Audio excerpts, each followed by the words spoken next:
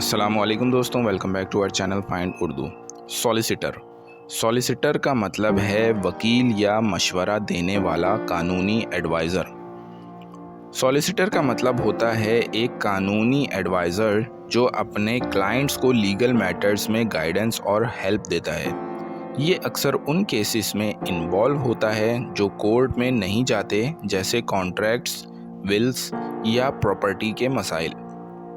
Solicitors का काम होता है अपने क्लाइंट्स के हुकूक का तहफ़्फ़ुज़ करना और उनके लीगल इश्यूज़ को सॉल्व करना।